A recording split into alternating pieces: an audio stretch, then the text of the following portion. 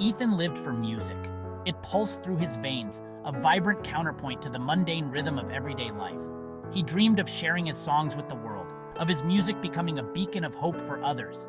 His guitar was an extension of himself, its strings whispering the unspoken yearnings of his soul.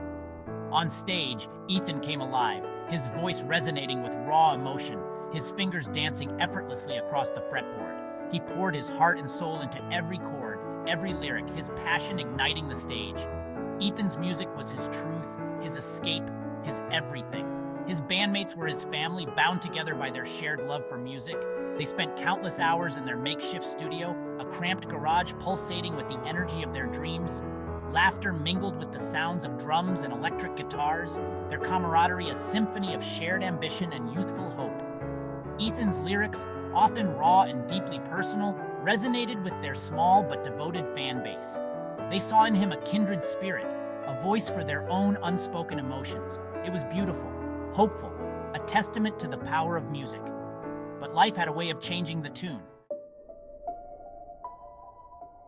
The pressure began subtly, a dissonant note in Ethan's symphony of dreams. His parents, well-meaning but blinded by their own aspirations, urged him towards a more traditional path. "Music is a hobby, Ethan, not a career," his father would say, his voice laced with concern and a hint of disappointment. His mother, though supportive of his passion, echoed his father's anxieties. "We just want what's best for you, sweetheart," she would say, her eyes reflecting a deep-seated fear of her son's dreams crashing around him.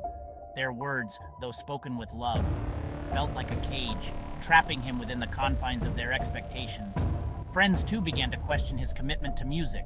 Their invitations to parties and social gatherings were often met with Ethan's regretful declines, his time consumed by rehearsals and songwriting. The pressure mounted, a constant hum in the background of his life, threatening to drown out the music that once flowed so freely. Ethan felt increasingly isolated, his sanctuary of sound becoming a fortress against the encroaching doubts of the world. He just needed a way to make the noise stop. It started innocently enough, a casual offering at a party after a particularly frustrating gig. "Just one hit, man, it'll take the edge off," a voice slurred in the smoky haze of the room. Ethan, his mind a battlefield of anxieties and expectations, hesitated. He knew the dangers, the cautionary tales whispered in hushed tones. But the promise of escape, of even a momentary reprieve from the pressure cooker of his life, proved too tempting to resist. The first inhale was a revelation. A wave of euphoria washed over him, numbing the anxieties that had plagued him for weeks. The music sounded better, the world seemed brighter, and for the first time in what felt like forever, Ethan felt free. The escape, however, was fleeting. The initial high soon gave way to a craving for more, a desperate need to recapture that feeling of weightlessness. What began as a casual indulgence quickly transformed into a crutch, a dangerous coping mechanism for the mounting pressures of his life. He was still in control, he told himself. He could stop any time, but the siren song of addiction had already begun to weave its insidious spell.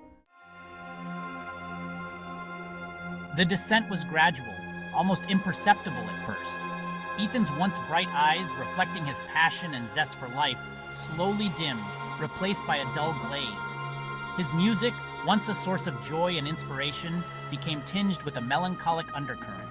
The lyrics that once spoke of hope and dreams now whispered of despair and disillusionment. His guitar, once an extension of his soul, became a tool to fuel his growing addiction. Gigs became erratic, his performances lacking the raw energy that had once captivated audiences. His bandmates, initially oblivious to the extent of his problem, attributed his changes to stress or exhaustion. But as time wore on, the truth became impossible to ignore. Confrontations fueled by concern and frustration were met with denial and anger. Ethan retreated further into himself, pushing away the people who cared about him most. The once unbreakable bond of their shared musical dream began to fray, strained by the weight of Ethan's addiction.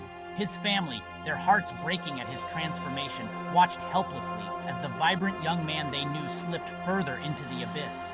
Their pleas for him to get help fell on deaf ears, lost in the cacophony of his addiction. Ethan was trapped, ensnared by a melody of his own making, a haunting minor key that threatened to consume him entirely.